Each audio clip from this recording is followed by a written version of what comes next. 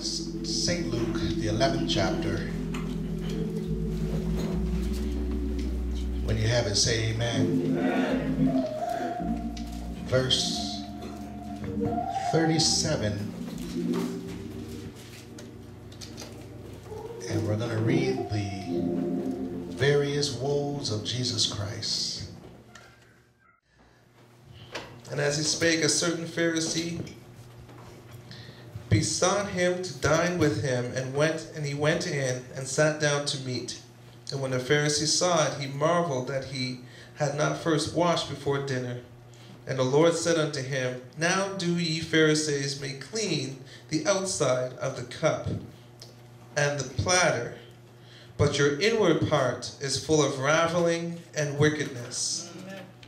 Ye fools, do not he that made that which is without make that which is within also?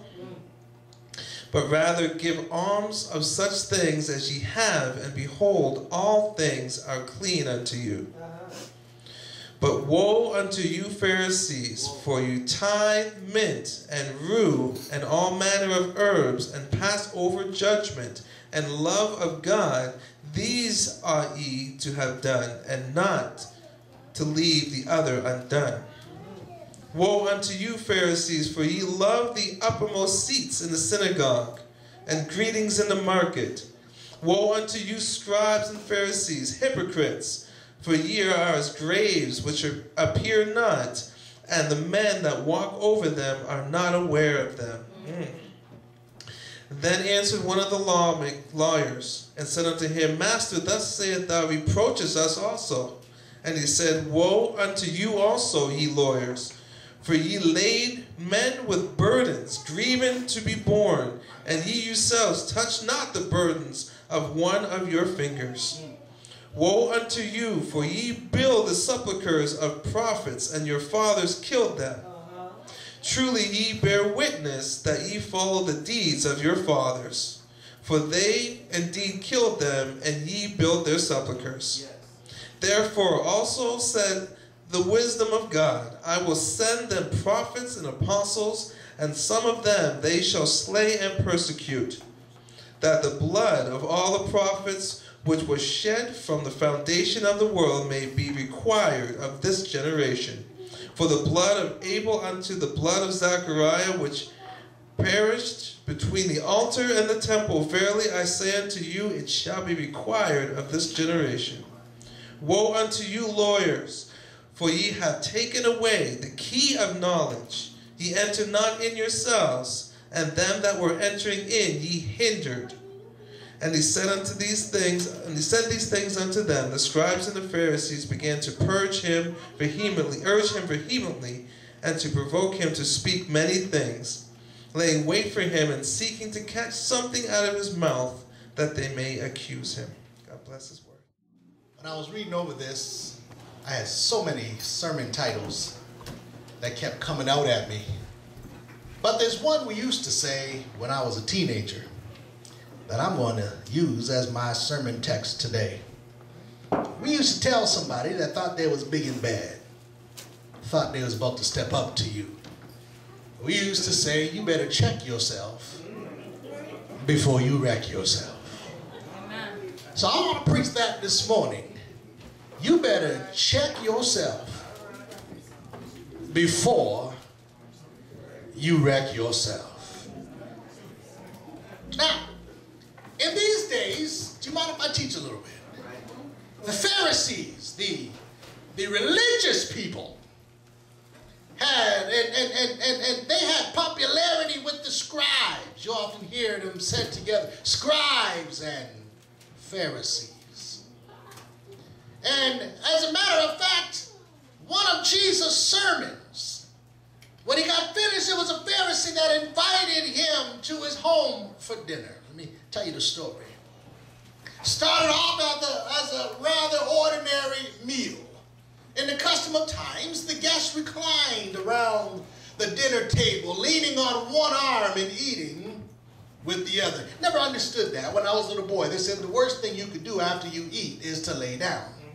But in the old Bible days, when they seemed healthier than us, they used to eat lying down. Somebody say, So this was their custom. And the host was amazed that when it came time to eat, Jesus got down on his posture and began to eat without even washing his hands. Now, that didn't mean the same back then as washing hands mean today. We wash our hands before meals so that we can clean our hands.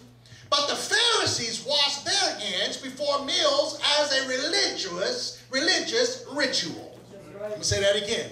We wash our hands to make sure they're clean from any bacteria and so forth, germs. But they wash their hands as a religious ritual. It was one of their many rules which regulated even the most routine and minute activities of lives. They couldn't go on unless they practiced this washing of hands. True religious people washed their hands before every meal. If they didn't, everyone assumed that they were sinful and non-religious. If you didn't wash your hands before the Pharisees, you were automatically named sinful and non-religious. Though there was nothing in the Bible that said it was good or bad to wash hands before eating, the Pharisees made up their own tradition. Somebody say their own rules. You got to be careful today, my brothers and sisters, of folk that make up their own rules. If you can't back it up, it's because you made it up. Say it again. If you can't back it up, it's because you. They weren't just talking about a quick washing and drying of the hands. The hands were to be washed before a meal and before every course of a meal. A large stone pot was there with special water. And it was available because ordinary water was too dirty. Remember, back then, they didn't have the water filtrations we have today. So before you washed your hands, you couldn't just go grab water from the closest river. But they had a special stone with purified water that you wash your hands in. The minimum amount of water to be used or prescribed to wash your hands was enough to fill an eggshell. So it wasn't a lot of water. It wasn't the quantity of the water. They were more interested in the quality of the water. First, each hand must be rinsed by pouring water from the fingertips down to the wrist. Next, the palm of each hand must be cleaned by rubbing the opposite fist into each other. And then finally, the water had to be poured over each hand again, this time from the wrist to the fingertips. Somebody say ritual. You know, my brothers and sisters, I'm trying not to jump the gun. I got so much I want to say. But we get so caught up in rituals and traditions that we've forgotten what we was doing in the first place. Can you imagine Jesus when he laid out there looking at the food, excited that he was invited by a religious leader? Can't you imagine Jesus like one of us saying, come on, it's time to eat? Being the first one to sit there and not wash his hands. I know it sounds simple and I know it even sounds silly, but for the Pharisees to go to this extreme and to let it be to a point that they would accuse Jesus, don't fool yourself. Many of us have rituals the same way.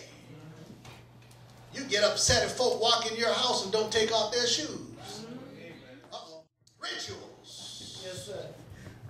So it was a calmly expression, even in our English language, that says cleanliness is next to godliness. But I want you to know something. That's just a saying. You won't find that in the Bible because they're using that in the wrong context.